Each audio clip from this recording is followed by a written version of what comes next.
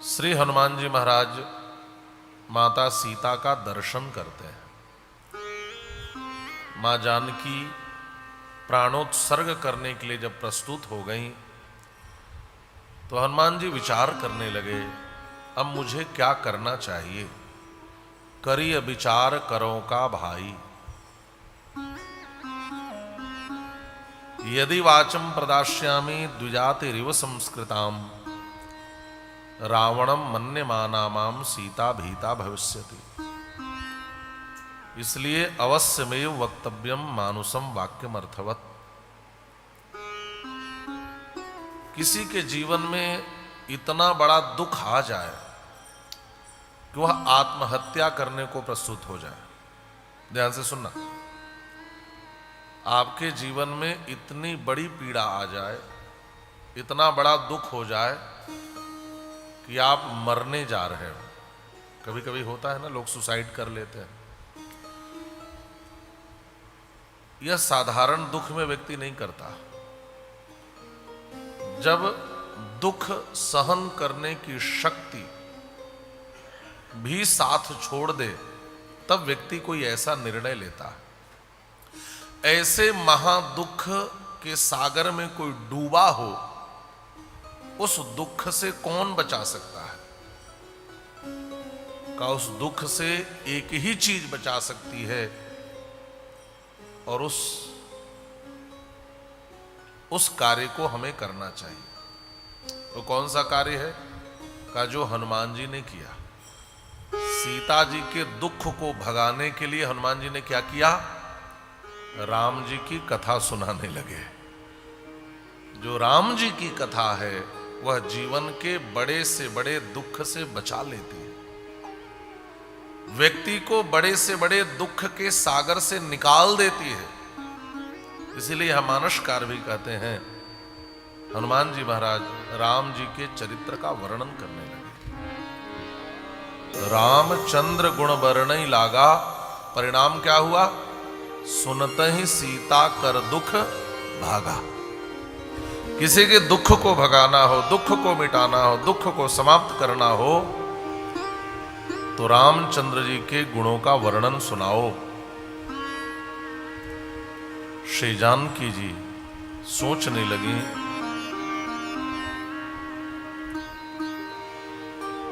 लंका में राम कथा कैसे हो सकती है? तो बड़ी विचित्र बात है। लंका की धरती पर राम कथा कैसे संभव है? ये सुना कौन रहा है? इतनी सुंदर कथा कौन सुना रहा है? श्री जानकी जी इधर उधर देखने लगे। हनुमान जी मन ही मन सोच रहे, मां कथा ही सुंदर है, सुनाने वाला सुंदर नहीं है। सुनाने वाला तो पूरा बंदर है। श्री जानकी जी ने देखा वृक्ष के ऊपर एक बंदर बैठकर कथा सुना रहा है। जानकी जी ने कहा, पहले तो लंका में कथा नहीं हो सकती, और कोई बंदर कैसे कथा सुना सकता है? इसका मतलब है कि मैं नींद में स्वप्न देख रही हूं। सपने में इधर उधर की चीजें दिखती हैं। स्वप्नो मयायम विकृतोद्य दृष्टः शाखा मृगः शास्त्र गणैर्निषिद्धः स्वस्त्यस्तु रामाय सलक्ष्मणाय तथा पितुर्मे जनकस्य राज्ञः। श्री जानकी जी सोचने लगी कि जरूर मैं स्वप्न देख रही हूं, और सपने में बंदर को देखना शुभ नहीं होता। शाखा मृगः शास्त्र गणैर निषिद्धः। स्वप्न में बानर को देखना शास्त्रों में निषिद्ध बताया गया है। तो सीता जी अपने दुस्वप्न के नाश के लिए प्रभु श्री राम, भैया लक्ष्मण और श्री जनक जी के मंगल की कामना करने लगे। स्वस्त्यस्तु रामाय सलक्ष्मणाय तथा पितुर्मे जनकस्य राज्ञः। तब तक श्री हनुमान जी महाराज उतरकर ऊपर से नीचे आ गए।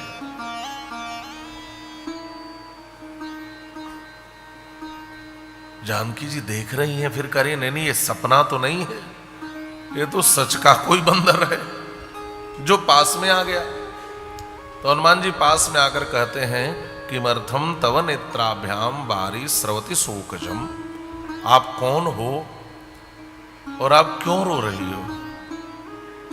श्री जानकी जी ने कहा पृथिव्याम राजसिंहानाम मुख्यस्य विदितात्मनः स्नुषा दशरथस्याहं शत्रु सैन्य प्रणासिनः दुहिता जनकस्याहं वैदेहिष्य महात्मनः सीतेति नाम्ना चोक्ताहं भार्या रामस्य धीमतः।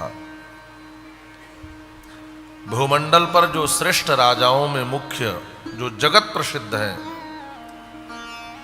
जो शत्रुओं के सेना का प्रणाश करने में समर्थ हैं, ऐसे जो कुशल चक्रवर्ती महाराज नरेंद्र श्री दशरथ जी हैं, मैं उनकी पुत्रवधू हूं।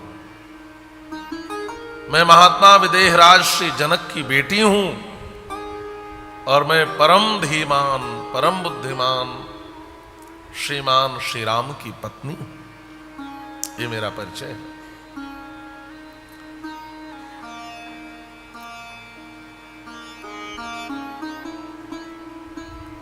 आप बताओ आप कौन हो?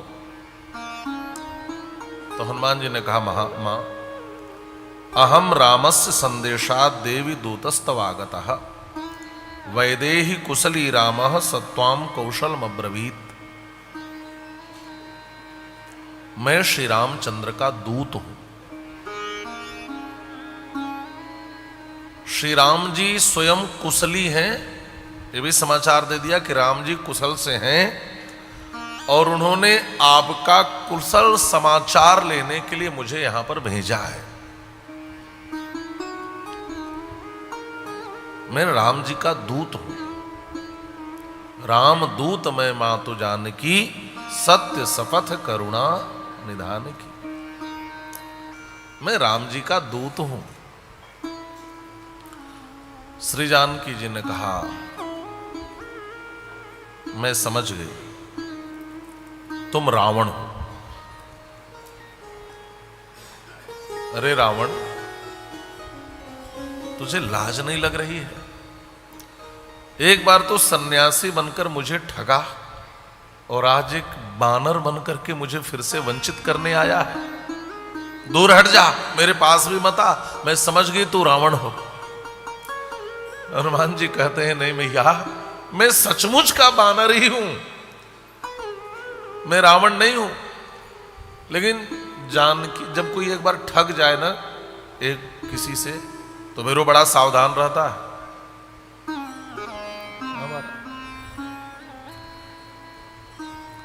तब जानकी जी ने कहा अच्छा राम जी के दूत हो? हनुमान जी ने कहा मां, मैंने इन्हीं हाथों से प्रभु श्री राम की सेवा भी की है, मैं उनका सेवक भी हूं। अच्छा तो एक बात बताओ, राम जी की सेवा की है तो एक बात बताओ, आपने जो कथा में सुनाया कि राम जी की मित्रता सुग्रीव से हुई है, तो पहले तो यही बात विश्वास के योग्य नहीं है कि मनुष्य और बंदर की मित्रता हो सकती है। क्वते रामेण संसर्ग कथम जानासि लक्ष्मण वानराणाम नराणाम च कथमासित्य समागमः। कहीं मनुष्य और बंदर की मित्रता होती है? मनुष्य मनुष्य की मित्रता होती है, बंदर बंदर की मित्रता होती है। नर बानर हो संग कहू कैसे, मानस में भी इसका अनुवाद है। मनुष्य और बंदर की मित्रता कैसे हो सकती है? लेकिन चलो मैं मान भी लेती हूं और यह भी मान लेती हूं कि आप दूत हो, और यह भी मान लिया मैंने कि आप सेवक हो। सच में सेवा की है? हनुमान जी ने कहा हां। तो बताओ मेरे पति का मुखमंडल कैसा है, उनकी आंखें कैसी हैं, उनका हाथ कैसा है, उनके पांव कैसे हैं? कीदृशम तस्य संस्थानम रूपम तस्य च कीदृशम कथम ऊरु कथम बाहु लक्ष्मणस्य च संसमे। बताओ उनका घुटना कैसा है, उनकी भुजाएं कैसी हैं। महाराज कोई दूसरा व्यक्ति होता ना तो घबरा जाता।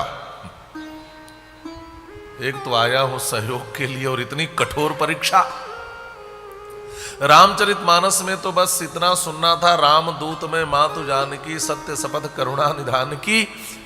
तो मानस के चिंतक कहते हैं करुणा निधान शब्द सुनकर के तो माँ ने विश्वास कर लिया, क्योंकि करुणा निधान शब्द का प्रयोग पहली बार भगवती पार्वती जी ने किया था, है ना। मनुजा हिराचो मिलहि सोबर सहज सुंदर सांवरो करुणा निधान सुजान शील स्नेह जानत रावरो। और मानस के चिंतक कहते हैं कि श्री जानकी जी तो राम जी को करुणा निधान ही संबोधित करती थी, और हनुमान जी ने जब इस शब्द का प्रयोग किया तो विश्वास कर लिया। लेकिन वाल्मीकि रामायण में बड़ी कठोर परीक्षा ली है। यह हनुमान जी जैसा ही धैर्यवान है जो खड़ा है। बताओ कथम ऊरु कथम बाहु, उनकी भुजा कैसी है, उनके अंग प्रत्यंग कैसे हैं। क्योंकि जो सेवक होता है ना, वो जब चरणों की सेवा करेगा तो उसको पता होगा चरण कैसे होंगे।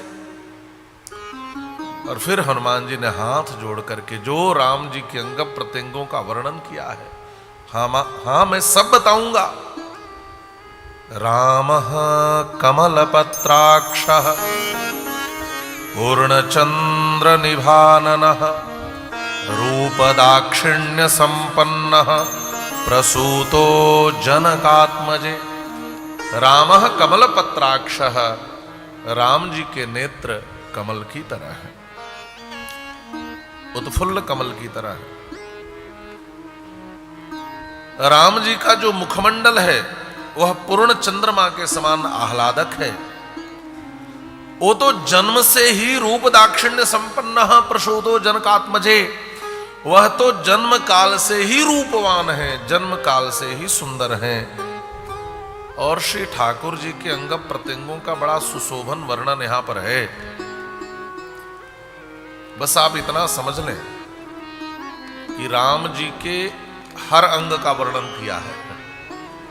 एक पत्नी अपने पति के अंग प्रत्यंगों के विषय में जितना जानती है, हनुमान जी ने वो सारा वर्णन कर दिया।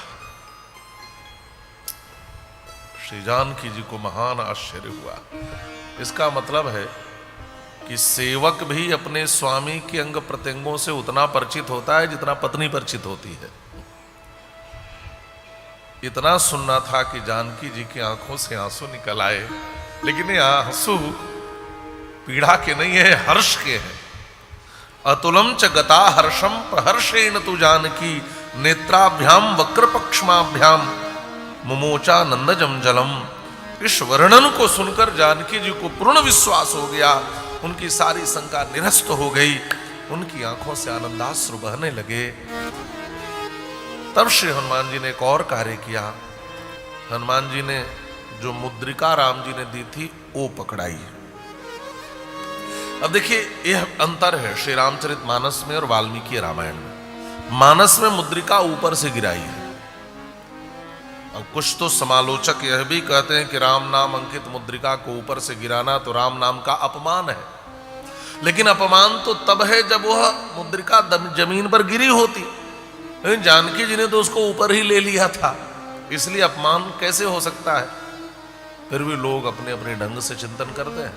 लेकिन वाल्मीकि रामायण में तो मुद्रिका हनुमान जी ने श्री जानकी जी के हाथ में पकड़ाया और कहा मैया प्रभु ने यह मुद्रिका दी है। राम नामांकितम चेदम पश्य दिव्यंगुलीयकम। प्रभु ने यह मुद्रिका मुझे दी है। दीन ही राम तुम कह सहदानी। सहदानी माने अभिज्ञान के लिए।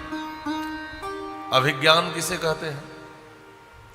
अभिज्ञान का तात्पर्य है जिसे देखकर किसी की याद आ जाए। दीन ही राम तुम कह सहदानी, यह अभिज्ञान के लिए है। श्री जानकी जी ने उस मुद्रिका को लिया, देखी तो देखती रह गई। मानसकार ने तो बहुत कुछ लिखा, माया से बनाई नहीं जा सकती, यह तो वही मुद्रिका है। अब मुद्रिका की भी कथा है, मैं उस कथा के अंतराल में नहीं जाऊंगा, लेकिन केशवदास की एक पंक्ति याद आ रही है। उस मुद्रिका को लेकर के जानकी जी रोने लगे। रोते हुए जानकी जी ने कहा कि अरे मुद्रिके, अब हमारे प्रभु कभी स्त्रियों पर विश्वास नहीं करेंगे। क्यों? री मुदरी अब तियन की को करी है परतीति। अरे मुदरी, अब स्त्री पर कौन विश्वास करेगा? री मुदरी अब तियन की को करी है परतीत, श्रीपुर में मग मध्य हो तू अब करी अनीति। राज्य लक्ष्मी ने तुम्हें अयोध्या में छोड़ दिया, मैं साथ निभाई ने बन को आई, तो मैं भी उनका साथ छोड़ दी, बन में उनसे दूर हो गई। एक तू ही स्त्री उनके साथ बची थी और आज तू भी उनको छोड़कर आ गई, तो अब प्रभु किसी स्त्री पर विश्वास कैसे करेंगे? री मुदरी अब तियन की को करी है परतीत, श्रीपुर में मग मध्य हो तू अब करी अनीति। लेकिन वो मुद्रिका कुछ बोली नहीं, वो मुद्री कुछ बोल नहीं रही है। तो श्री जानकी जी ने हनुमान जी से पूछा कि बोल क्यों नहीं रही है? ये तो पहले बोलती थी, ये चुप क्यों है? राम जी ने कहा था ना कि दो चीजों का वर्णन करना, कहू बल विरह बेग तुम आवो। बल का वर्णन करना और विरह का भी वर्णन करना। ये बता देना कि मैं उनके वियोग में बहुत दुखी हूं, मैं बहुत याद करता हूं श्री सीता को। मेरे विरह का वर्णन करना। तो हनुमान जी ने कहा प्रभु बल का वर्णन तो कर दूंगा, लेकिन मैं तो ब्रह्मचारी, मैं कैसे समझूं कि एक पति अपने पत्नी के वियोग में कैसा अनुभव करता है? यह कार्य वह कर सकता है जिसको विरह का बोध हो। और राम जी ने भी अद्भुत कार्य किया है महाराज।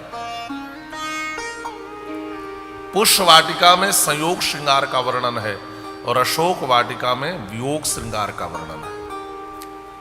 पुष्प वाटिका में मिलन की चर्चा है और अशोक वाटिका में विरह की चर्चा है। और जब संयोग श्रृंगार का श्रोता चुनना हुआ तो राम जी ने लखन भैया को चुना है ना। कंकन किंकिन नूपुर धुनि सुनि कहत लखन सन राम हृदय गुनि। लखन सन, लखन भैया से अपने सारे हृदय की बात बताई कि मानो मदन दुंदुभि दीन्हि मनसा विश्व विजय कह की नहीं। तो संयोग श्रृंगार के श्रोता के रूप में उन्होंने लक्ष्मण को चुना और वियोग श्रृंगार के वर्णन के लिए हनुमान जी को चुना। ये दोनों वैराग्यवान हैं। इसका तात्पर्य क्या है कि देखो, श्रृंगार की चर्चा वैराग्यवान के पास ही करना चाहिए। जो वैराग्यवान है वही श्रृंगार का असली श्रोता हो सकता है। जिसके जीवन में राग है वह श्रृंगार का उतना अच्छा श्रोता नहीं हो सकता। हनुमान जी ने कहा लेकिन प्रभु मैं विरह का वर्णन कैसे करूंगा? तो भगवान ने मुद्री दी, मुद्रिका दी, का आप तो बल का वर्णन करना और ये मुद्री विरह का वर्णन करेगी। तो सीता जी बार बार पूछ रही हैं, लेकिन ये मुद्री, यह मुद्रिका कुछ बोल नहीं रही है।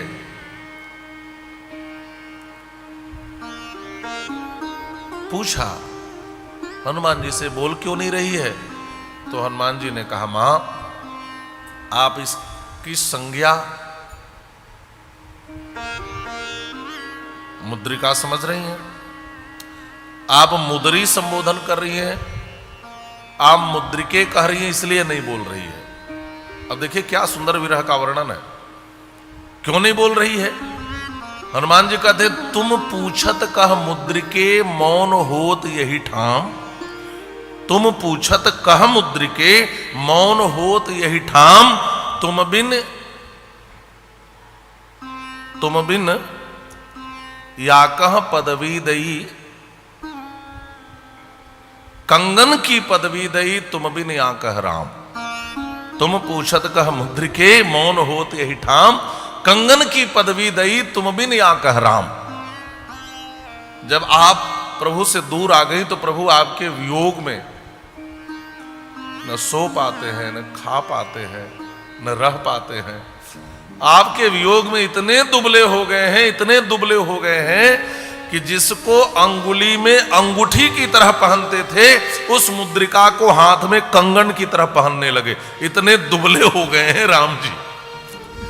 और अब इसका नाम मुद्रिका नहीं रहा, अब इसका नाम तो कंगन हो गया है, क्योंकि प्रभु इसको हाथ में पहनने लगे। इतने दुबले पतले आपके वियोग में हो गए हैं। और आप मुद्रिके मुद्रिके करियो इसलिए नहीं बोल रही है, आप कंगन कहोगी तभी बोलेगी। यह विरह का वर्णन किया। तुम पूछत कह मुद्रिके मौन होते ही ठाम। कंगन की पदवी दई तुम भी नहीं आकह राम। कितना याद करते हैं मुझे। हनुमान जी कहते हैं मां अनिद्रह सततम रामः सुप्तोपि च नरोत्तमः सीतेति मधुरां वाणीं व्याहरन् प्रतिबुध्यते। अनिद्रह सततम रामः सुप्तोपि च नरोत्तमः। प्रभु श्री राम को रात में नींद नहीं आती, और यत्किंचित तनिक नींद आती भी है तो तुरंत खुल जाती है। हा सीते कहकर वह जग जाते हैं। निरंतर उनके मुख से तो आपका ही नाम निकलता रहता है। इतना सुनना था कि जानकी जी की आंखों में आंसू आ गए और जानकी जी ने रोते हुए पूछा, एक बात बताओ, क्या जब मेरे नयन को पुनः शीतलता मिलेगी, क्या मैं इन आंखों से पुनः अपने पति को, उस श्याम मृदुल गात वाले आर्यपुत्र श्री राघवेंद्र प्रभु का दर्शन कर पाऊंगी? क्या मुझे अब पुनः श्री राम के दर्शन होंगे? उस श्यामल मृदुल शरीर वाले, श्री अंग वाले श्री राघव प्रभु का दर्शन मुझे मिलेंगे? द्रक्षस्यद्यैव वैदेही राघवम सह लक्ष्मणम। हनुमान जी ने कहा, हे माता, आप आज ही लक्ष्मण और प्रभु श्री राम का दर्शन कर सकती हैं, आज ही कर सकती हैं। अद्यैव। श्री जानकी जी ने पूछा, कैसे? हनुमान जी ने कहा, हे माता, माता, एक बात और आप समझ ले, आजकल जिनको संस्कृत का बोध नहीं है ना, वह शब्दों का भी अलग ही ऑपरेशन कर देते हैं। सीरियल में भी माते माते माते, माते शब्द नहीं बनता, माता बनता है। शुद्ध शब्द है माता। माते कहते हैं संबोधन में, हे माता। हनुमान जी कहते हैं, हे माता, आप रो मत। आप ऐसा क्यों कहती हो कि मैं दर्शन नहीं कर पाऊंगी? त्वाम तो पृष्ठकताम कृत्वा संतरिष्यामि सागरम शक्ति रस्ति ही में वोढ़ुम लंकाम अपि सरावणम। आप रो मत मैया, आप अभी तुरंत मेरे पीठ पर बैठ जाओ, मैं तुरंत अभी आपको लेकर के प्रभु श्री राम के पास चलता हूं। ये मानस में प्रसंग नहीं, वाल्मीकि रामायण का। अभी बैठो। और मां, आपकी कृपा से रावण सहित समस्त लंका को उठा करके ले चलने की क्षमता आपके इस बेटे में है। आप पीठ पर बैठ जाओ, मैं ले चलूंगा। या आप कहो तो पूरे त्रिकुटाचल को उखाड़ करके ले चलो। आप कहो तो ससैन्य रावण को मार करके आपको तुरंत ले चलूं। आप ऐसा मत कहो कि मुझे दर्शन नहीं होंगे, तुरंत बैठो मां, आज ही मैं अभी आपको प्रभु के पास ले चल रहा हूं। और किसी में इतनी क्षमता नहीं है जो आपके इस बेटे को रोक सके। वाल्मीकि रामायण में तो जयत्यति बलो रामो लक्ष्मणस्य महाबलः राजा जयतु सुग्रीवो राघवेणाभिपालितः। और हनुमान जी कहते न रावण सहस्त्रम में युद्धे प्रतिबलम भवेत्। एक रावण तो क्या 1000 रावण भी मुझसे युद्ध में समर्थ नहीं है। मैं चिंता मत करो, आओ मेरे पीठ पर बैठो। भैया ने धीरे से कहा, हो तो इतने छोटे से, बातें बड़ी बड़ी करते हो, देखने में तो इतने छोटे से हो, बातें बहुत बड़ी बड़ी करते हो। हनुमान जी ने कहा, मां वो तुम्हें आपके दर्शन के लिए, आप तक पहुंचने के लिए छोटा बना हूं, आप कहोगी तो बड़ा हो जाऊंगा। प्रकट कर दिया रूप कनक भूधराकार शरीरा। मैया ने कहा, समझ गई समझ गई, सुनो, लेकिन मैं तुम्हारे पीठ पर बैठ करके बेटा नहीं जा सकती। क्यों? मैं पतिव्रता स्त्री हूं, मैं किसी भी परपुरुष का स्पर्श स्वेच्छा पूर्वक नहीं कर सकती।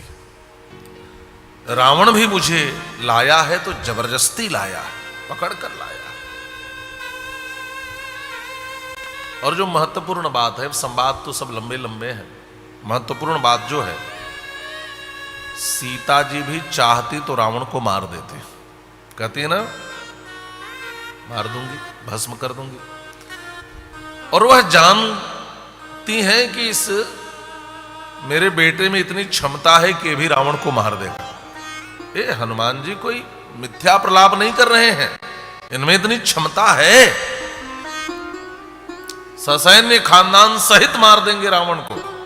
दुष्ट रावण जब मेरा अपहरण करके मुझे लाया तो मेरे पति की जो धवल कीर्ति थी वह कलंकित हो गई। मैं मार दूंगी या तुम मार दोगे तो मेरे पति की जो कीर्ति रूपी चंद्रमा पर कलंक लगा है वह कभी प्रक्षालित नहीं हो सकेगा। जाकर मेरे पति से कह देना वह आए, रावण को मार करके सम्मान मुझे ले चले, तत्तस्य सदृशम भवेत्, यह उनके सदृश होगा, उनके यशस चंद्र पर जो कलंक लगा है वह मिट जाएगा। और मैं तब यहां से जाऊंगी जब अपने पति के उस यश चंद्र पर लगे हुए कलंक का प्रक्षालन हो जाएगा, वो रावण को मारे।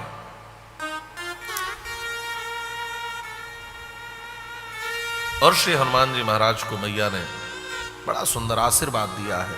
निधि सुत होहु करहु बहुत रघुनायक छो। देखिए मैया ने आशीर्वाद दिया, बेटा अजर हो जाओ, अमर हो जाओ, गुण निधि हो जाओ। हनुमान जी ने कहा मैया इस समय पहले से हो। तब मां ने कहा करहु बहुत रघुनायक छोहु, राम जी तुमसे प्रेम करें। और यही महत्वपूर्ण है, हर कोई भगवान से प्रेम करता है, लेकिन महत्वपूर्ण वह है जिससे भगवान प्रेम करें। और मैया ने क्या आशीर्वाद दिया?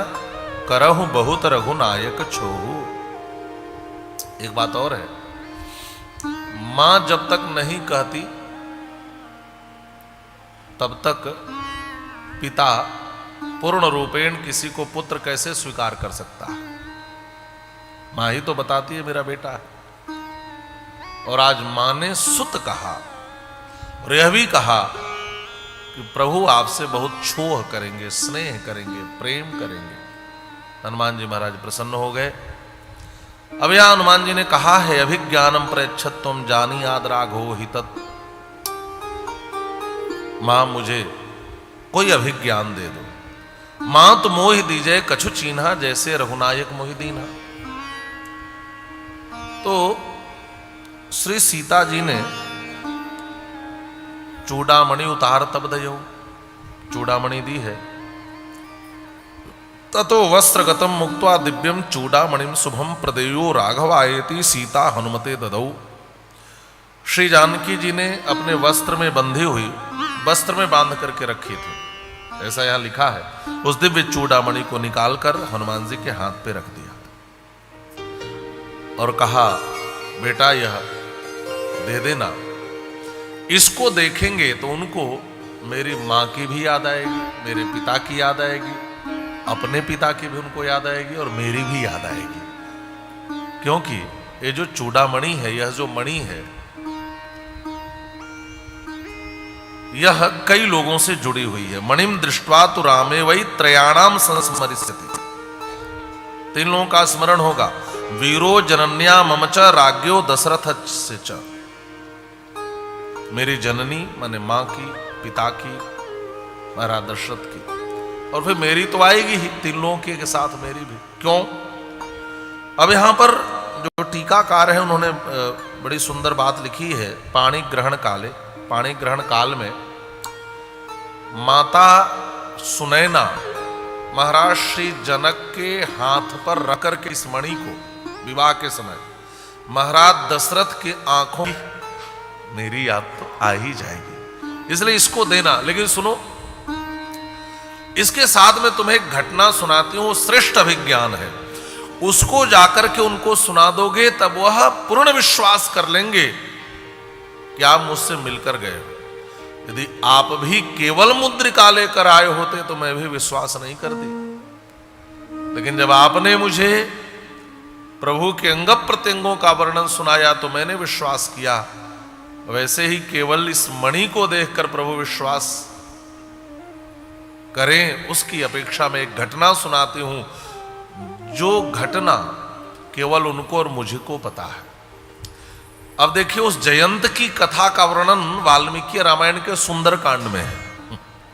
अब इस प्रसंग को अरण्य कांड में आप ढूंढेंगे तो नहीं मिलेगा। और आप भी सोच रहे होंगे कि मानस में तो आरंभ यहीं से होता है, एक बार चुनि कुसुम सुहाए, और आप सोच रहे होंगे कि शायद इन्होंने इस कथा को छोड़ दिया। लेकिन मैं बिल्कुल क्रमानुसार कथा कर रहा हूं। यह घटना श्री जानकी जी ने यहां सुनाई कि भगवान ने मेरा श्रृंगार किया था। करना चाहिए, ये सब दांपत्य जीवन का सौंदर्य है। हाँ, अरे उधर कन्हैया तो पांव तक दबाते हैं है ना। किशोरी राधिका के रहीम साहब ने तो लिखा है ना, रहीम रसखान की है, रसखान की है। ब्रह्म में ढूंढो पुराणन कानन वेद ऋचा सुनु चौगुन चायन। उस ब्रह्म को मैं भी ढूंढने लगा। कहां कहां ढूंढे? का वेदों की ऋचाओं में ढूंढा, नहीं मिले। पुराणों के जंगल में ढूंढा, नहीं मिले। बहुत ढूंढा, वह नहीं मिले। और एक बार ढूंढते ढूंढते वृंदावन पहुंच गया। तेरत हेरत हारी थके रस खान बतायो न लोग लुगायन। लेकिन वृंदावन में पहुंचकर एक कुंज में झांक कर देखा तो क्या देखा? देखो दुरो वह कुंज कुटीर में बैठे पलोटत राधिका पायन। वहां बैठकर किशोरी राधिका के चरण दबा रहे थे। और राम जी भी श्रृंगार करते हैं महाराज। और हमारे तो जो रसिकाचार्य हैं वो कहते हैं कि चित्रकूट में राम जी ने सियाजू के साथ 99 रास रचाए हैं। और काकभूसुंडी रामायण में इसकी चर्चा भी है। एक रास जो 1.25 रास चल रहा था, इसमें जयंत ने बाधा डाल दिया। उस 100वें रास को पूर्ण करने के लिए ही राम जी कृष्णावतार लेकर के आए और उस रास को पूर्ण किया। और एक बार यही अयोध्या में कनक भवन में यहां पे राम रास का आयोजन कराया था पूज्य किलाधीश जी ने। तो राम जी भी रास कला प्रवीण है, ऐसा मत समझना कि कन्हैया ने ही रास रचाया है। और गोस्वामी तुलसीदास जी ने भी गीतावली रामायण में इसका खूब वर्णन किया है जम करके। हाँ, राम जी श्री सीता जी के अंगों पर अब वो बढ़िया फूलों के रस को निकाल करके और फूलों के रस को निकाल कर रंग बनाते हैं और लकड़ियों की तूलिका बनाते हैं। धातु अंग लिखें राग सुमनन भूषण विभाग। अब जानकी जी के अंगों पर बढ़िया चित्र बनाते हैं और बढ़िया बढ़िया फूलों को गूंथ कर जानकी जी को सजाते हैं। और जितने भी संत हैं ना, मुनिगण चितवत चकोर बैठे निज ठौर ठौर। और जितने मुनि महात्मा है ना, सब चकोर बन करके बैठ करके और राम जी और सीता जी के इस अद्भुत श्रृंगार रसलीला का पान कर रहे हैं। तो राम जी का यह रास ही है। वहीं पर वह जयंत इंद्रपुत्र बल देखने आ गया और आकर के जानकी जी के हृदय पर उसने चंचू का प्रहार किया। महर्षि वाल्मीकि यहां लिखते हैं विददार अस्तनांतरे, हृदय पर प्रहार किया। अब कुछ लोग यह कहते हैं कि गोस्वामी जी की लेखनी मर्यादापूर्ण है और महर्षि वाल्मीकि ने यह यथार्थ वर्णन करते ही और उन्होंने ऐसा लिखा। अब देखिए, गोस्वामी जी ने भी तो लिखा सीता चरण चोंच हति भागा। तो संत जन यहां भी कहते हैं कि कोई भी कौवा काग जब प्रहार करता है तो केवल चोंच का प्रहार नहीं करता, वो चरण का भी प्रहार करता है। चोंच और चरण दोनों मारकर भागा। तो सीता चरण चोंच हति भागा, चरण चोंच दोनों मारकर भागा। अब कहां उसने मारा इसकी चर्चा नहीं की, यह भी इसका अर्थ है। या सीता जी के चरण में चोंच मारा, यह भी अर्थ है। लेकिन मानो चरण चोंच दोनों मारा तो महर्षि वाल्मीकि की बातों को स्वीकार करते हैं। अब प्रश्न यह है कि महर्षि वाल्मीकि ने यह जो वर्णन किया इसका तात्पर्य क्या है? महर्षि वाल्मीकि निर्मल हृदय के कवि हैं, ध्यान से समझेंगे, और बड़े भावुक कवि हैं। महर्षि वाल्मीकि भगवान श्री राम के समकालीन कवि हैं। राम जी ने महर्षि वाल्मीकि का चित्रकूट में जाकर दर्शन किया और भगवती सीता जी महर्षि वाल्मीकि के यहां रहती हैं। महर्षि वाल्मीकि से ज्यादा श्री सीताराम जी के जीवन को कौन समझ सकता है?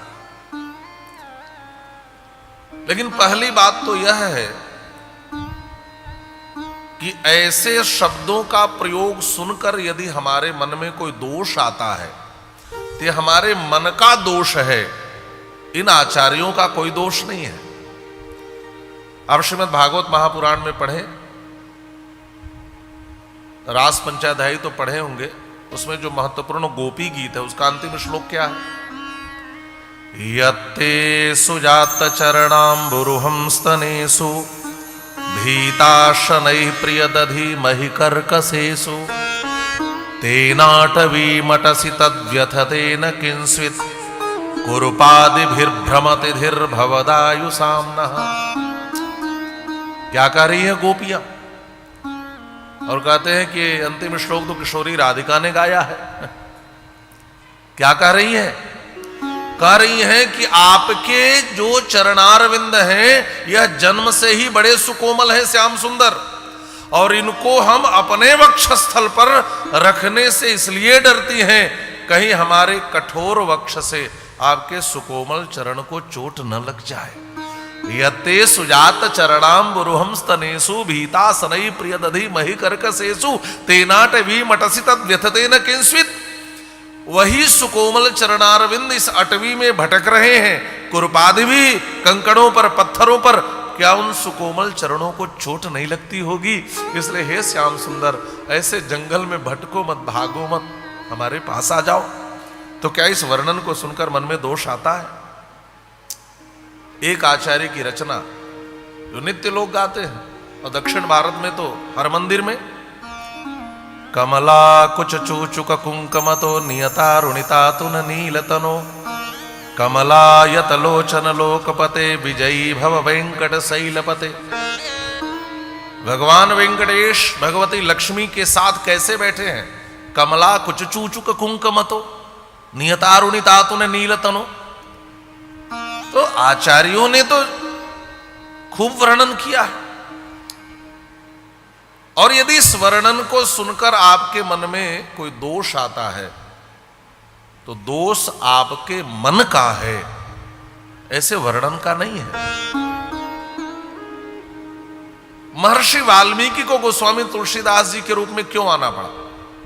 मैं एक बार एक श्री तुलसी जन्मोत्सव के कार्यक्रम में गया, तो वहां पर जितने वक्ता आए थे अत्यधिक लोग महर्षि वाल्मीकि की लेखनी को कठोर बताते और कहते कि गोस्वामी तुलसीदास जी के रूप में आकर के उन्होंने परिरक्षण किया मर्यादा का। तो इसका अर्थ तो यही होता है कि महर्षि वाल्मीकि ने मर्यादा का परिरक्षण नहीं किया। अरे महर्षि वाल्मीकि तो इतनी मर्यादा का परिरक्षण करते हैं कि उन्होंने अहल्योद्धार में यह नहीं लिखा कि राम जी ने अपने चरण की धूलि को श्री अहल्या जी के मस्तक पे रखा। नाना,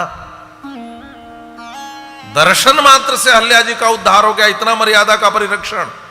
और राम जी तो इतने मर्यादित हैं कि इस ऋषि पत्नी, इस ब्राह्मण पत्नी के उद्धार के बाद दोनों भैया चरणों में प्रणाम करते हैं, ऐसा लिखा है। जो इतना मर्यादा का परिरक्षण करे, उस महर्षि वाल्मीकि की तुलिका को न समझ पाने के कारण लोग ऐसा भी बोल देते हैं।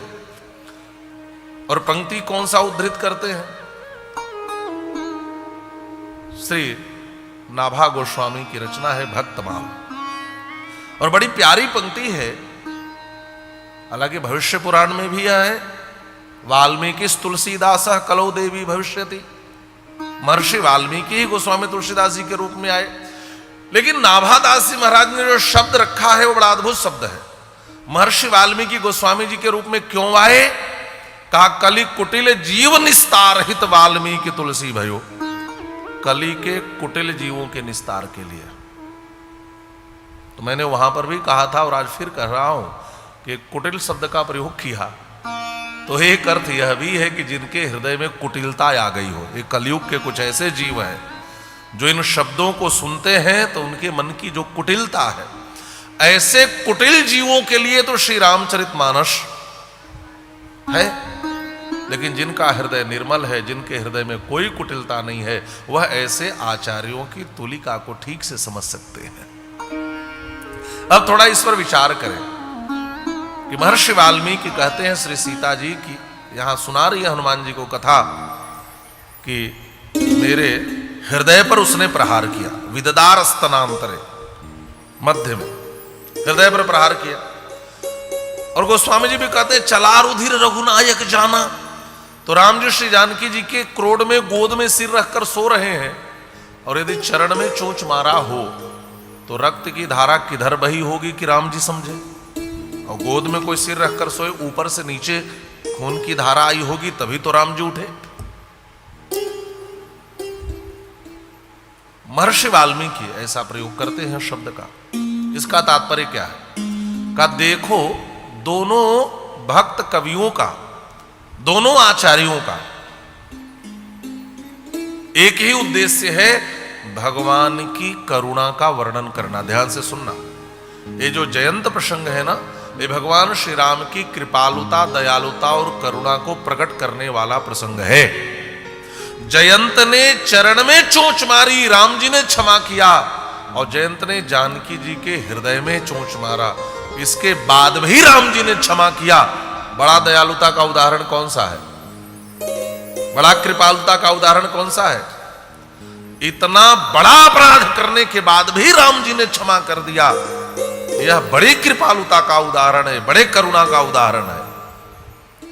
इसलिए हमारे आचार्य स्वामी यामुनाचार्य जी लिखते हैं, रघुवर यदभुस्तुम तादृशो वायसस्य प्रणतिति दयालोर यस्य चैदस्य कृष्ण। आपकी दयालुता का कोई क्या वर्णन कर सकता है ठाकुर जी? इतना बड़ा अपराध करने वाले जयंत को भी आपने क्षमा कर दिया। और पद्म पुराण में तो बात आती है, जब जयंत लौट कर आया तो शरणागति करने भी नहीं आया, आकर के जब चरणों में गिरा तो चोंच दूसरी ओर, पांव राम जी की ओर। फिर माता जानकी की करुणा देखे, कितनी कृपा करती है इन जीवों पर, और तुरंत उसको उल्टा कर दिया, सिर कर दिया राम जी की ओर, पांव उधर किया और कहा प्रभु इसको क्षमा कर दो। राम जी ने पूछा क्यों? हमारे अयोध्या के ही संत स्वामी श्री संत गोपालाचार्य जी की एक बात स्मरण में आ रही है। पूज्य स्वामी संत गोपालाचार्य जी महाराज कहते थे कि श्री किशोरी जी ने माता सीता ने कहा, प्रभु दुग्ध पान करते समय क्या बेटा मां के दूध में दांत लगा दे तो क्या मां उसका गला घोट देती है? बताओ, छोटा सा बालक दुग्ध पान करते समय कभी कभी दांत लगा देता है तो क्या मां गला घोट देती है?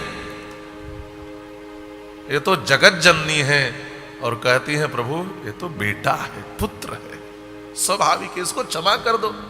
और मैया ने क्षमा करवाया इस जयंत को। ऐसी दया, ऐसी कृपालुता स्वामी यामुनाचार्य जी कहते हैं, ठाकुर जी जो रामावतार में आपकी छलकी है और किसी अवतार में देखने को नहीं मिलती। यह जो बायस पर आपने दया की, इस जयंत पर भी आपने कृपा की। गाली तो कन्हैया ने भी सही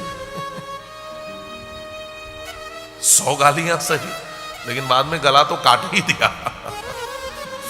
सहन शक्ति तो है इधर भी, लेकिन कृपालुता की बात यदि देखें,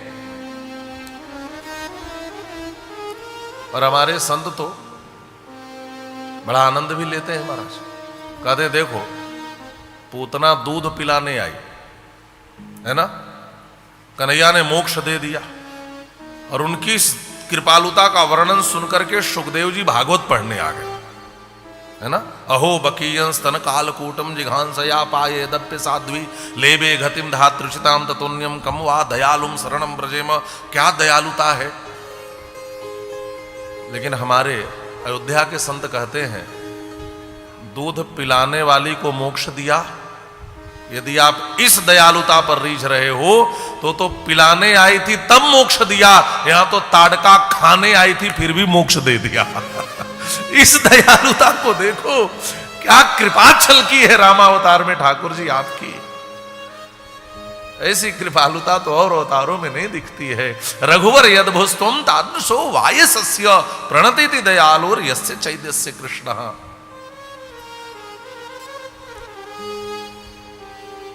और जाकर के मेरे प्रभु से कह देना, जयंत ने एक अंग में का अपराध किया था तो उसके पीछे ब्रह्मास्त्र छोड़ा, तीनों लोकों में शरण नहीं मिला, और जो रावण मुझे सर्वांग सहित उठा लाया है वह रावण अभी तक जीवित कैसे है। मेरा यह संदेह मेरे प्रभु को अनुमान दे देना। और यह श्रेष्ठ अभिज्ञान है, क्योंकि यह वह घटना है जो मेरे उनको छोड़कर किसी को पता नहीं है। यह घटना सुनाओगे तो विश्वास करेंगे कि मुझसे मिलकर के आए। इस सुंदर कांड में उस कथा को श्री जानकी जी ने सुनाया। अब बाकी कुछ लोगों ने तो यहां पर अस्तन शब्द का अर्थ ही बदल दिया। वो कहते हैं कि ष्टुनवन शब्दे जो धातु है इससे अस्तन शब्द बन जाएगा और अर्थ होगा जो शब्द करने वाला नूपुर है उसके अंतराल में जयंत ने चोंच मारा। तो जो महर्षि वाल्मीकि की लेखनी को भी इस रूप में यदि व्याख्यायित करना चाहें तो वे ष्टुनवन शब्दे से यह शब्द बना सकते हैं, उनके लिए भी है। और व्याकरण तो कामधेनु की तरह है, जो अर्थ चाहो इससे दोहन कर लो।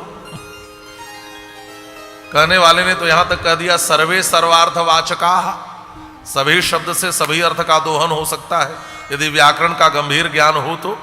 और इसी को कुछ तथाकथित व्याकरण का बोध रखने वाले लोग उपद्रव भी करते हैं कभी कभी, है ना।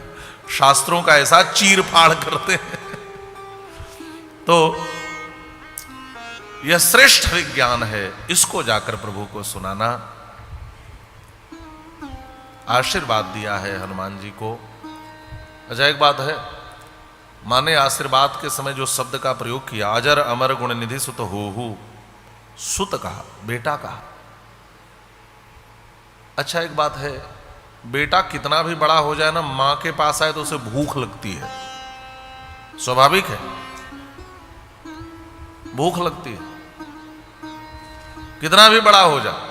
अच्छा वो दुनिया में कहीं खाए कोई कितना भी खिलाए, लेकिन एक स्वाभाविक है महाराज, जब वो मां के पास आए तो भूख लगती है, और मां के हाथों का स्वाद ही अलग होता है। मां कोई चीज खिलाए तो उसका स्वाद अलग होता है। तो हनुमान जी कहते भाई मां मिली, और सच्चे अर्थों में भूख तभी मिटती है जब मां कुछ खिलाए। हनुमान जी ने कहा मैया मुझे बड़ी भूख लगी। सुनो मां तुम्हें अतिशय भूखा। अब हमारे अयोध्या के कुछ रामायणी कहते हैं छोटा मोटा भूख नहीं है, भूखा शब्द का प्रयोग है। ऐसा भी स्वाद लेते हैं, अतिशय भूखा हो गई, बहुत भूख लगी है। सुनो मां तुम्हें अतिशय भूखा। क्यों बेटा? कहा लागी देखी सुंदर फल रूखा। और खाने की चीज सामने दिखे तो भूख और बढ़ जाती है। तो मैया ने धीरे से पूछा बेटा इतनी दूर से चलकर आ रहे हो, रास्ते में किसी ने कुछ खिलाया नहीं? हनुमान जी ने कहा मां जितने मिले सब खाने वाले मिले, खिलाने वाला कोई नहीं मिला। जितने थे सब भूखड़ ही मिले। सुरसा कहती है मैं खाऊंगी, सिंगिका कहती है मैं खाऊंगी, लंकनी कहती है मैं खाऊंगी। तो रास्ते में मिलने वाले खुद भूखे थे, अब भूखड़ दूसरे को क्या खिलाएगा? और बेटा जब तक मां के पास ना आए तब तक कहां भूख मिटती। और मां सच कहूं ये आपका बेटा तो बचपन से ही भूखा है। श्री शिव पुराण में कथा है, हनुमान जी जब जन्म लिए हैं ना उसी के बाद सूर्य को ही फल समझकर निकल लिए। और प्रसिद्ध पंक्ति भी है, बाल समय रवि भक्ष लियो तब तीनों लोक भयो अंधियारो। मां मैं तो वह बेटा हूं जो जन्म से ही भूखा है, और यह भूख अभी तक मिटी नहीं। ध्यान से समझना, संसार में ऐसा कौन है जिसको कोई भूख ना हो? संपाति ने भी जो कथा सुनाई कि एक बार हम और मेरा भाई जटायु हम दोनों सूर्य को छूने के लिए चले। छू लेते तो क्या होता, कहा दुनिया में कीर्ति फैल जाती। सूर्य के पास हनुमान जी भी गए, वो तो निगल ही लिए। लेकिन संपाति और जटायु को भी कीर्ति प्रतिष्ठा की भूख है। इसका मतलब संसार में हर किसी को कोई ना कोई भूख है, ऐसा कोई नहीं है जिसको कोई भूख ना हो। यहां भूख का तात्पर्य केवल आप भोजन से भूख मिटाने की बात मत समझना। किसी को पैसे की भूख, किसी को प्रतिष्ठा की भूख, किसी को कीर्ति की भूख। लोग कहते हैं ना, एक व्यक्ति आए कि महाराज जी आप कुंडली देखते हैं। हमने पूछा बात क्या है? कहा मुझे कुछ चाहिए, कब तक मिलेगा? हमने पूछा क्या चाहिए? तो कहा 3 P चाहिए। हमने कहा 3 P क्या है भाई, मैं तो समझ रहा। तब उसने कहा कि 1 P माने पैसा, 1 माने पोजीशन, है ना। अभी 3 P तो प्रतिष्ठा भी, पैसा भी और पोजीशन, पद। पद, पैसा और प्रतिष्ठा, ये 3 P है। हर किसी को भूख है, किसी को पैसे की भूख, किसी को प्रतिष्ठा की भूख, किसी को पद की भूख। तो संसार में ऐसा कौन है जिसको किसी न किसी चीज की भूख ना हो? अब प्रश्न उठता है भूख मिटे कैसे? भूख मिटाने का सूत्र श्री जानकी जी देती है। कहते हैं बेटा जाओ, जाकर फल खाओ, लेकिन जहां तक भूख मिटाने की बात है वह तब मिटेगी फल खाने जाओ तो अपने हृदय में राम जी के चरणों को रघुपति चरण हृदय धरि तात मधुर फल खा। भूख मिटाने का सूत्र क्या है? राम जी के चरण को हृदय में प्रतिष्ठित करके जाओ। यदि पैसे की भूख है, आप नौकरी के लिए, व्यापार के लिए घर से निकल रहे हो, तो राम जी के चरणों का ध्यान करके जाओ। यदि विद्या की भूख है, विद्याध्ययन करने जाओ, तो भगवान श्री राम के चरणों का ध्यान करके जाओ। यदि प्रतिष्ठा की भूख है तो भी राम जी के चरणों का ध्यान करके जाओ। ये मां जानकी का दिया सूत्र है, तुम्हारे जीवन की भूख मिट जाएगी। हाँ महाराज, और कितना सुंदर सूत्र है। किसी भी काम के लिए चलो तो राम जी के चरणों का ध्यान कर लो। या आप भी अपने जीवन में अपना कर देखें, सारी भूख मिट जाएगी। हनुमान जी चले। अब यहाँ संभवतः अध्यात्म रामायण का ही यह श्लोक है। जानकी जी कहती हैं बेटा जाओ, लेकिन एक बात याद रखना, पतितान यत्र वै भूवि, है ना, भुक्ष्वैतानि फलानि तुम। तोड़कर फल मत खाना, जो नीचे गिरे हों उनको उठाकर खाना। और हनुमान जी आए तो देखे कि इतनी साफ सफाई, फल गिरे ही नहीं है। तो संत जन कहते हैं हनुमान जी ने सोचा मैया ने फल तोड़ने से मना किया है, वृक्ष तोड़ने से थोड़ी ना मना किया है, और वृक्ष तोड़ूंगा तो फल नीचे आ जाएंगे। तो जब फल तोड़ने लगे, जब वृक्ष तोड़ने लगे तो फल नीचे आए, और फल नीचे आए तो नीचे गिरे फलों को उठाकर खाने लगे। महर्षि वाल्मीकि लिखते हैं 80,000 किंकर संज्ञक सैनिक हैं, ये 80,000 एक साथ दौड़े महाराज मारने के लिए। हनुमान जी ने कहा रुको रुको, अभी हाथ तो खाली नहीं है, इतने लोगों से कैसे लड़ूंगा। लेकिन वो तो कहते कि भाई हम तो मारेंगे। हनुमान जी ने कहा तो सुनो, हाथ के अलावा एक चीज और मेरे पास है। और 80,000 को एक ही बार पूंछ में लपेट कर पटक दिया। भागे सब रावण के यहाँ, हल्ला मचाए, नाथ एक आवा कपि भारी, तही अशोक वाटिका उजारी, पुनि पछे पढ़े तही अक्ष कुमारा। अक्ष कुमार को भेजा। अक्ष कुमार, इसका नाम क्या है? अक्ष। अपभ्रंश में अक्षय भी लोग कहते हैं, लेकिन शुद्ध शब्द है अक्ष। और गोस्वामी जी भी लिखते हैं पुनि पठेउत ही अक्ष कुमारा, अ आधा च और छ, अक्ष, वो भी अक्ष ही लिख रहे हैं। अक्ष कुमार आया, हनुमान जी ने एक अशोक वाटिका के वृक्ष को उखाड़ा और अक्ष कुमार को मारा और संहारा। तात्पर्य क्या है? रावण अपने को कितना बुद्धिमान समझता है। वाटिका का नाम रखा है अशोक, बेटे का नाम अक्ष। यदि अक्षय ही मान ले तो अक्षय का अर्थ क्या होता है? इसका क्षय न हो। अशोक का अर्थ क्या होता है? जो किसी को शोक न दो। हनुमान जी ने कहा बाह रावण बाह, बड़ा बुद्धिमान समझते हो अपने को। जो माता सीता, जहां माता सीता बैठकर शोक पाए, वह शोक कैसे हो सकता है? और जो दूसरे का क्षय करे, उसका पुत्र भी कभी अक्षय नहीं हो सकता। अक्षय माने जिसका कभी क्षय न हो। और हनुमान जी ने अशोक वाटिका के ही एक अशोक वृक्ष से मारा अक्षय को। देखो तुम्हारे अशोक ने तुम्हारे अक्षय को मार दिया। न यह सच्चे अर्थों में अशोक है, न तुम्हारा ये सच्चे अर्थों में अक्षय है।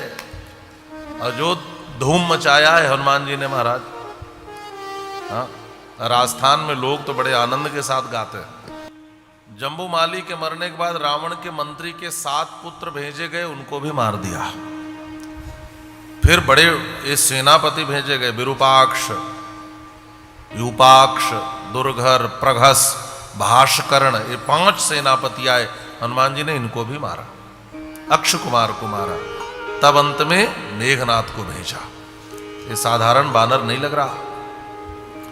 मेघनाथ के लिए गोस्वामी जी ने जो शब्द प्रयोग किया, चला इंद्रजित अतुलित जोधा, बंधु निधन सुनी उपजा क्रोधा। अतुलित जोधा का मतलब आप समझते हैं? जिसकी तुलना में कोई योद्धा हो ही नहीं महाराज। ये साधारण योद्धा नहीं है, अतुलित योद्धा है। इसकी तुलना में उसमें कोई योद्धा था नहीं। कभी देखा दारुण भटावा, कटकटाई गर्जा अरुधावा। मेघनाथ ने अनेक उपाय किए, लेकिन हनुमान जी पर कोई असर नहीं पड़ा।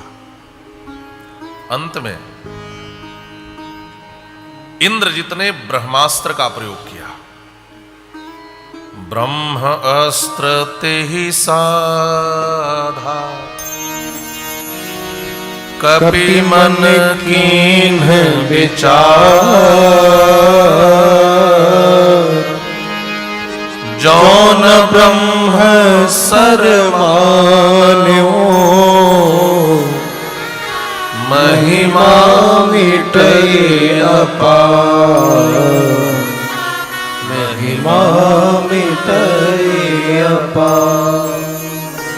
ब्रह्म अस्त्र ते ही साधा, कपिमन कीन्ह विचार। इंद्रजित ने ब्रह्मास्त्र का प्रयोग किया। आज आप ध्यान से सुनना, हनुमान जी बचपन में सूर्य को भी फल समझकर खाने चले, और आज बड़े होने पर अशोक वाटिका का फल खाने चले। फल तो दोनों जगह ले रहे हैं। उस समय भी प्रहार हुआ था और आज भी प्रहार हुआ। उस समय इंद्र ने प्रहार किया था, इस समय इंद्रजित ने प्रहार किया है। इंद्र ने वज्र का प्रहार किया था, इंद्रजित ने ब्रह्मास्त्र का प्रहार किया। हनुमान जी जानते हैं बचपन में ही सारे देवताओं ने आशीर्वाद दे रखा है, किसी के अस्त्र का कोई असर मेरे ऊपर नहीं होगा। ब्रह्म अस्त्र तही साधा कपिमन कीन विचार। लेकिन हनुमान जी ने सोचा नहीं नहीं, जौन ब्रह्म सर मानव महिमा मिटई अपार। ब्रह्मा जी की महिमा को रखनी चाहिए। और जानबूझ करके हनुमान जी महाराज इस ब्रह्मास्त्र में बंध गए। एक तो ब्रह्मा की महिमा रखने के लिए, और दूसरा का सेना की ताकत देख ली, सेनापति की देख ली, बेटों की भी देख ली, अब जरा बाप को भी देख लूं और सबको देख करके ही चलूं। तो थोड़ा सा बैकिंग बढ़ा दो, थोड़ा सा इसको। बोलिए श्री हनुमान जी महाराज की जय। महाराज बाप को भी देख लो। अच्छा, जब हनुमान जी ब्रह्मास्त्र में बंध गए तो ये राक्षस दौड़े और इन राक्षसों ने हनुमान जी को रस्सियों में बांधना शुरू कर दिया। अच्छा, आपको पता है ब्रह्मास्त्र के ऊपर किसी अस्त्र का प्रयोग कर दिया जाए तो ब्रह्मास्त्र निष्फल हो जाता है। हनुमान जी मुस्कुराए। एक कितने मूर्ख राक्षस हैं जिनको यह भी पता नहीं कि अब ब्रह्मास्त्र में बंधा हूं तो ऊपर से रस्सियों से बांध रहे। सब बद्धस्तेन बलकेन विमुक्तो स्त्रेण वीर्यवान। अस्त्र बंध सचान्यम ही न बंधन मनुवर्तते। महर्षि वाल्मीकि ने लिखा है ब्रह्मास्त्र फिर दूसरे बंधन को स्वीकार नहीं करता। इसका मतलब ब्रह्मास्त्र तो निष्फल हो गया। अच्छा, मेघनाथ ने देखा तो उसको तो ज्ञान था, उसने कहा इन राक्षसों ने तो मूर्खता कर दी, यह बंदर तो ब्रह्मास्त्र से मुक्त हो गया। लेकिन हनुमान जी जानबूझकर अपने को बंधन में पड़ा दिखा रहे हैं। मेघनाथ ने सोचा शायद इस बंदर को पता ही नहीं कि मैं मुक्त हो चुका हूं। हनुमान जी मन ही मन सोचते हैं कि हमें तो सब पता है प्यारे, मैं तो बस जानबूझ करके, ऐसे तो मैं ब्रह्मास्त्र में भी नहीं बंधता, लेकिन वो बंधा था, लेकिन इनकी मूर्खता से तो फिर से मुक्त हो गया। लेकिन मैं तो देखना चाहता हूं तुम्हारे बाप को भी। बेटे को तो देख लिया कितना ज्ञान है, ब्रह्मास्त्र में बांधने के बाद भी बंधने दिया, तो जरा बाप को भी देख लो। बंध करके हनुमान जी यहां पर आए और देखा है रावण के दरबार को। हनुमान जी अभिभूत हो गए महाराज। देखिए हनुमान जी जो प्रशंसनीय है उसकी प्रशंसा करते हैं, और संत ऐसे ही होते हैं। महर्षि वाल्मीकि लिख रहे हैं अहो रूपम अहो धैर्यम अहो सत्वम अहो द्युति अहो रूपम अहो धैर्यम अहो सत्वम अहो द्युति। हनुमान जी ने देखा रावण के भरे दरबार को, रावण को, तो हनुमान जी कहते अहो रूपम अहो धैर्यम, मैंने इसके बेटे को मार दिया। इतनी सेना मार दी, 1/4 सेना मार दी है हनुमान जी ने, लेकिन इसके बाद भी रावण के चेहरे पर कोई सिकन नहीं है। कितना धैर्य है, रावण विचलित नहीं है। बेटे को मार दिया फिर भी विचलित नहीं है। अक्ष कुमार को मार दिया, बेटा मर गया लेकिन विचलित नहीं है। और क्या रूप है, क्या धैर्य है, देखो तो कितनी अप्रतिम शक्ति है इसके भीतर। इसका तेज भी अप्रतिम है। अहो राक्षस राजस्य सर्व लक्षण युक्तता। हनुमान जी कहते हैं इस राक्षस राज में सारे लक्षण हैं। और हनुमान जी कहते हैं ये यदि अधर्म नहीं करता होता, यह रावण तो देवलोकों का पालक हो सकता था। यह तो स्वर्ग का राजा होने के लायक है। यद्य धर्मो न बलवान स्यादयम राक्षसेश्वर स्यादयम सुरलोकस्य सशक्रस्यापि रक्षिता। यह रावण तो ऐसा राजा बन सकता था, यदि अधार्मिक नहीं होता तो यह तो स्वर्ग का राजा बनने के योग्य है। कितना धैर्य, कैसा रूप, कैसा तेज। हनुमान जी ने बड़ी प्रशंसा करी है। अरे रावण अभिमानी तो है, हनुमान जी को देखा भी नहीं। रावण ने राक्षसों से कहा यहां जो मंत्री के रूप में बैठे हैं, इस दुरात्मा से पूछो ये कौन है, यहां क्यों आया है। दुरात्मा पृच्छताम एषा कुतः किं वास्य कारणम वन भंगे च कोस्यार्थो राक्षसा नाम च तर्जने। 3 बातें इससे पूछो। पहली बात तो यह कि इसने मेरी वाटिका के फल क्यों खाए। दूसरी बात यह पूछो इसने मेरी वाटिका को उजाड़ा क्यों। और तीसरी बात पूछो इसने मेरे सैनिकों को, सेनापति को क्यों मारा। मानसकार भी रामचरितमानस में इन्हीं श्लोकों का अनुवाद कर रहे हैं।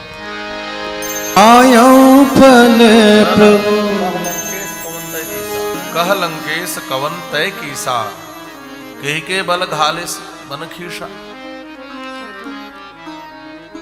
पूछो इससे।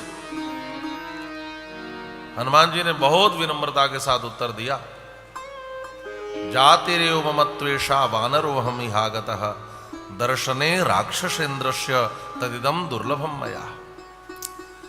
वनम राक्षस राजस्य दर्शनार्थे विनाशितम ततस्ते राक्षसाः प्राप्ता बलिनो युद्धकांक्षिणः रक्षणार्थम च देहस्य प्रतियुद्धामयारणे। हे महाराज, मुझे किसी देवता ने नहीं भेजा और ना ही मैं कोई बहुरूपिया हूं। मैं वास्तव में बानर ही हूं। मैं जन्म से बानर जाति का हूं और राक्षसों की राजा आपके दर्शन करने की मेरी इच्छा हुई और इस दुर्लभ वन को मैंने इसलिए विध्वंस किया कि आपका दर्शन पा सकूं।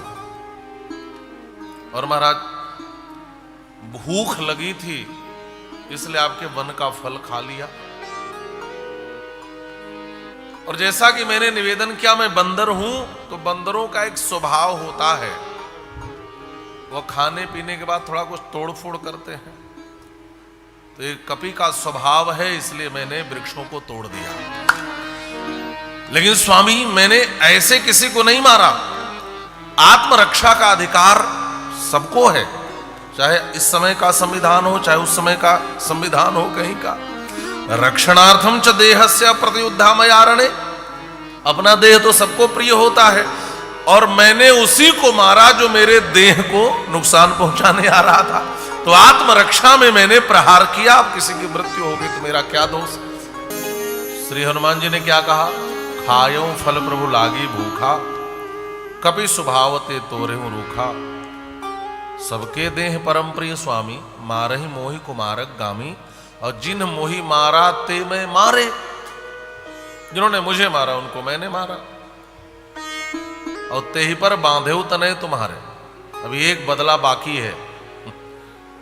जिन्होंने मारा उनको तो मैंने भी मारा, लेकिन आपका बेटा मुझे बांध कर लाया है, इसका मतलब इसका हिसाब भी लेके ही जाऊंगा। तभी तो बात यहीं तक छोड़ दी, ते ही पर बांधे तनय तुम्हारे। और सुनो, मोहिन कछु बांधे कई लाजा, कीन चहो निज प्रभु कर काजा। हा हा हा, अपने प्रभु के कार्य के लिए मुझे बंधा होने का भी कोई लाज नहीं है। अच्छा, आज के संदर्भ में यदि हम विचार करें, आप भी जरा विचार करो। बोलिए श्री हनुमान जी महाराज की जय हो। अब तो चलने की बारी है, कुछ देर की और बात है। थोड़ी सजगता से आप सुन लें, है ना। तो क्या कर रहा था मैं, कथा कहां चल रही थी, आप सुन थोड़ी रही हैं, सुन रही तो ध्यान फिर कहीं और है ना। हाँ, कुछ लोग कहते हैं मैं 100 कथा सुना, कोई 200 कथा। तो सब कथा में आकर के अलग आनंद में डूबे रहते। एक कथा ही काफी है सच्चे अर्थों में, यदि सुना जाए तो हनुमान जी ने क्या कहा, आज के संदर्भ में यदि हम विचार करें, किसी अदालत में किसी को खड़ा कर दिया जाए, ध्यान से सुनना, जैसे हनुमान जी हाजिर किए गए हैं रावण के दरबार में, अदालत में, और कोई हाजिर किया जाए और उससे जस्टिस पूछें, जज साहब पूछें कि बताओ तुम उसके रसोई में घुसकर उसके घर का भोजन क्यों खा लिए? तो सामने वाला कहे कि भूख लगी थी इसलिए उसकी रसोई में घुस गया। और कोई पूछे कि तुम अच्छा भोजन तो किए, उसके घर का कुकर, थाली, बर्तन, कटोरा सब क्यों तोड़ फोड़ डाले? तो ये खाने वाला कहे कि जैसा मेरा स्वभाव है, खाने के बाद कुकर, बर्तन, थाली, कटोरा तोड़ फोड़ देता हूं। फिर पूछे कि घर वालों को क्यों पीट दिया? तो कहे कि मैं चूंकि रसोई में घुसकर खा पी रहा था और रोकने आया, बस पीट दिया। अच्छा बताओ आपको सजा होगी कि नहीं? यदि आपका उत्तर यही होगा तो सजा तो होगी। और हनुमान जी ने भी तो यही उत्तर दिया, भूख लगी थी, फल खाया, मेरा स्वभाव है, कभी स्वभाव है वृक्षों को तोड़ा, और जो मुझे मारने आए मैंने भी उन्हें मारा। आप बताओ आप सजा मुक्त होंगे कि सजा के भागी हो जाएंगे? और हनुमान जी ने तो रावण के पास ऐसा ही उत्तर दिया है महाराज। ये तो लग रहा है जैसे जबरदस्ती ही कर रहे हैं। लेकिन हनुमान जी के इस उत्तर के दर्पण में आप झांक कर देखेंगे तो श्री हनुमान जी महाराज ने बड़ी गंभीर बात कही। गंभीरता क्या है? हनुमान जी ने कहा, रावण मुझे भूख लगी तो मैंने सात्विक चीज फल खाया। देखो जरा, और तुम अपनी समीक्षा करो। मेरे उत्तर के आईने में तुम जरा अपनी समीक्षा करके देखो, तुम क्या करते हो? मैंने फल खाया, तुम तो ब्राह्मण हो, तुम क्या खाते हो? नर कपि भालू आहार हमारा। अपने आचरण से निशाचर बन गए हो। मैंने तो फल खाए हैं, तुम कहते हो चोरी से फल खाए। तो सजा निर्धारित करो, सजा निर्धारित करो।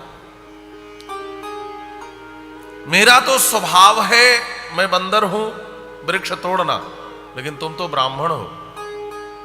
जैसे मैंने अपने स्वभाव के अनुरूप कार्य किया, तुम भी तो अपने स्वभाव पे टिको। तुम क्या करते हो रावण?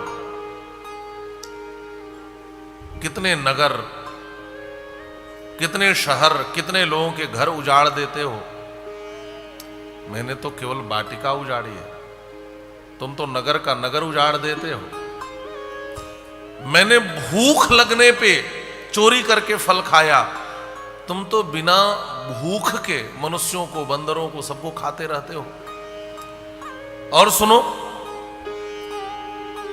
मेरे लिए तुम चोरी की सजा निर्धारित करो, और मैं भी जानना चाहता हूं कि फल के चोरी की सजा क्या होती है। और जो सजा मुझे देना, तुम उससे करोड़ गुना सजा अपने लिए निर्धारित कर लेना। क्यों? क्योंकि यदि चोरी से फल खाने वाले की सजा मौत हो सकती है, तो जो जगत जननी की चोरी करके लाया है उसकी सजा क्या मिलनी चाहिए? हनुमान जी ने उत्तर तो दिया है अलग ढंग से, लेकिन अर्थ कुछ और निकल रहा है। भीतर भीतर रावण कांप गया। रावण ने कहा, साधारण बंदर नहीं हो सकता, इतना ज्ञानी, इतना बुद्धिमान। रावण ने कहा, मार डालो। विभीषण जी खड़े हो गए। और संवाद तो बहुत है, बस मैं प्रणाम करके आगे बढ़ूं क्योंकि पूर्णता देनी है कथा को। विभीषण जी ने कहा, महाराज दूत अवध्य होते हैं, दूत का वध नहीं किया जाता। ये हमेशा से नियम, आज भी राजदूत जो होते हैं किसी भी देश के, वो किसी भी देश में रहते ही हैं, उनको क्षति नहीं पहुंचाई जाती। ये नियम है, ये संविधान है। और यह कह रहे हैं कि मैं दूत हूं, दूत का वध उचित नहीं है। अच्छा, यहां संतों ने भी इन प्रसंगों का स्वाद अपनी भंगिमा से लिया है कि राम जी ने जो आज्ञा दी थी वो तो हनुमान जी ने कर दिया, फिर सोचा अब जो भगवान को कराना है करा लेंगे। और उसके बाद की घटना तो मानो जैसे हनुमान जी ही प्रेरित करके करा रहे हो। अच्छा, राम जी ने तो कहा नहीं था कि लंका जला देना। हनुमान जी कह रहे लोगों ने खुद व्यवस्था बनाई लंका जलाने की। तुम्हारा ये भी भगवान की ही प्रेरणा है। और दूसरी बात, यदि हम भगवान के भरोसे रहें तो भगवान हमारी रक्षा हर जगह करते हैं। ध्यान से समझना।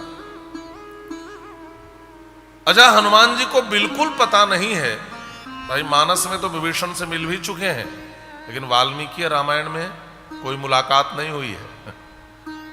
लेकिन हनुमान जी कहते हैं, वाह प्रभु, आप रक्षा करना चाहो तो कहीं भी रक्षा कर सकते हो।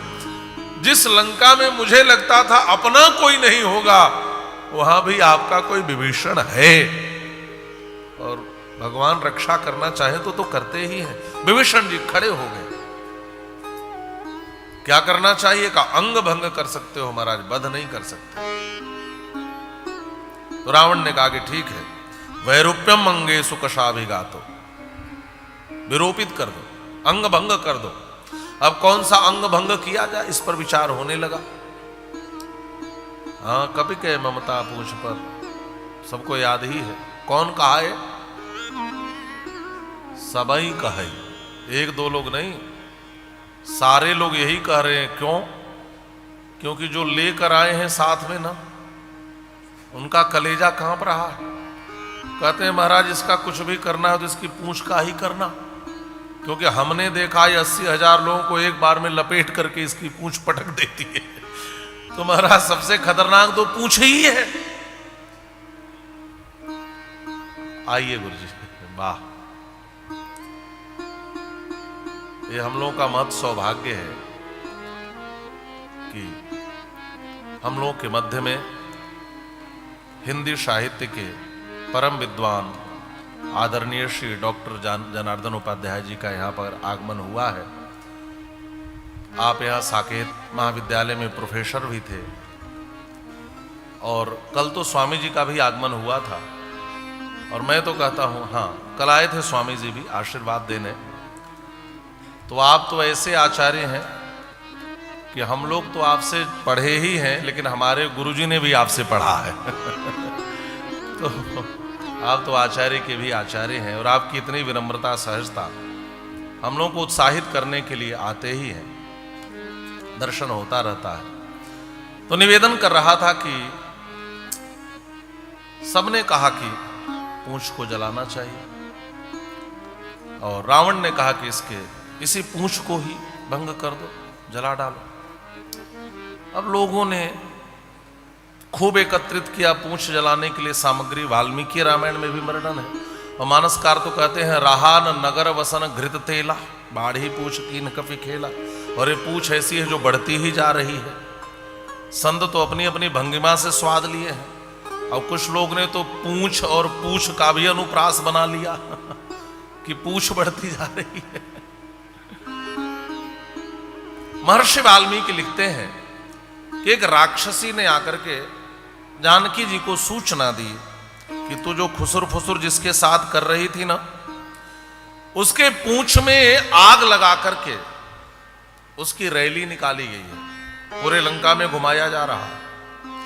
महर्षि वाल्मीकि लिखते हैं, श्री जानकी जी ने अग्निदेव से प्रार्थना करी, त्वेक पत्नी त्वम सीतो भव हनुमतः।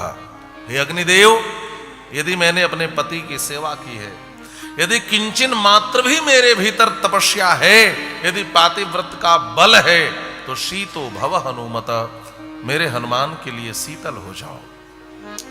यदि किंचित अनुक्रोशस्य तस्य मय्यस्य धीमतः, यदि वा भाग्य से सो में शीतो भव हनुमतः। महर्षि वाल्मीकि लिखते हैं, श्री जानकी जी कहती हैं, यदि मेरे पति के मन में मेरे प्रति दया भाव है, किंवा मेरा सौभाग्य यदि अभी शेष है, यदि वह भाग्य शेषों में, तो शीतो भव हनुमतः, मेरे हनुमान के लिए हे अग्निदेव तुम शीतल हो जाओ। दह्यमाने चलांगूले चिंतयामास वानरः, प्रदीप्तोग्निरयम कस्मान नमाम दहति सर्वतः।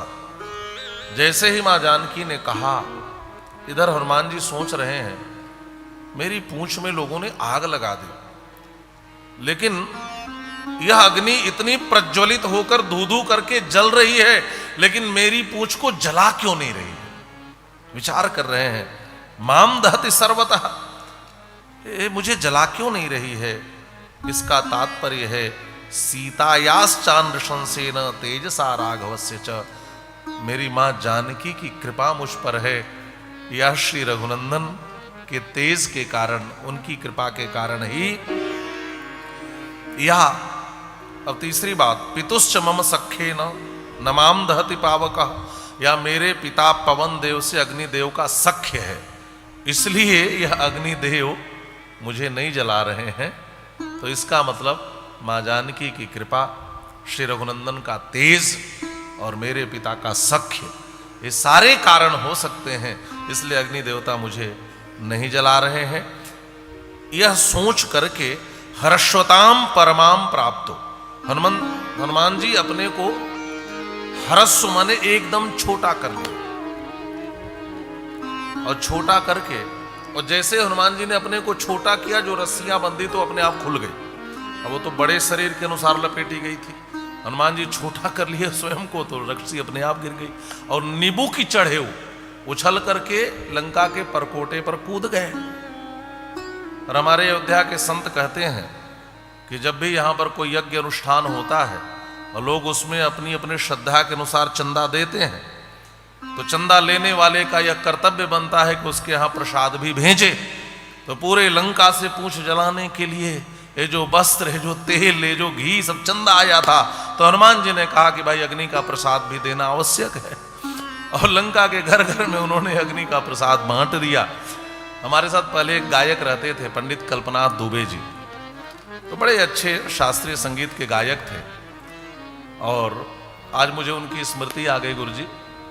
वह यहाँ पर एक होली गाते थे बनारस के थे, तो उनका बनारसी मिजाज था। तो कहते थे कि हनुमान जी की पूंछ ही पिचकारी बनी, और यह आग ही वह रंग है, उसमें वह लालिमा जो है वह रंग है। उलट पलट लंका सब जारी, लंकाम समस्ताम संपीड्य लांगुलाग्निम महाकपि। महर्षि वाल्मीकि लिखते हैं, श्री हनुमान जी महाराज ने उस लंका नगरी को जलाया। दग्धेयम नगरी लंका साट प्राकार तोरणा। अब लंका नगरी को क्यों जलाया? भगवान श्री राम से कहेंगे आगे चलकर कि प्रभु इसलिए जला दिया कि जब तक लंकावासी पुनः लंका का निर्माण करेंगे तब तक हमारी सेना लंका पहुंच जाएगी, इसलिए मैंने लंका को जलाया है। वे बिना घर के कैसे रहेंगे? जब तक उधर फिर से पुनर्निर्माण आरंभ होगा तब तक हमारी सेना पहुंच जाएगी। यह भी एक रणनीति ही है हनुमान जी की। फिर हनुमान जी ने पूंछ बुझाई है और माता सीता का दर्शन किया, उसके अनंतर मां का आशीर्वाद लेकर के आए। अब यहां पर संत जन कहते हैं कि आइए आइए आगे आइए, वाह हमारे श्री लाल जी मलिक हमारे अयोध्या के श्रेष्ठ तालज्ञ,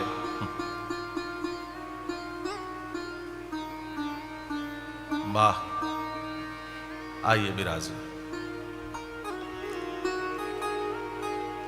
और मुझे पता है कि आप श्रीधाम वृंदावन से ही चले आ रहे हैं। मैंने इनसे कहा था कि अयोध्या जी में कथा है तो यहाँ आपकी सेवा होनी चाहिए, लेकिन आप कहे कि नहीं नहीं मैं तो वृंदावन में हूँ अभी। हमारे यहाँ कहा गया और लोगों को तो मुक्ति के लिए प्रयास करना पड़ता है, लेकिन तालज्ञ अप्रयासे न मुक्ति है। जो तालज्ञ होते हैं वो बिना प्रयास के मुक्त हो जाते हैं।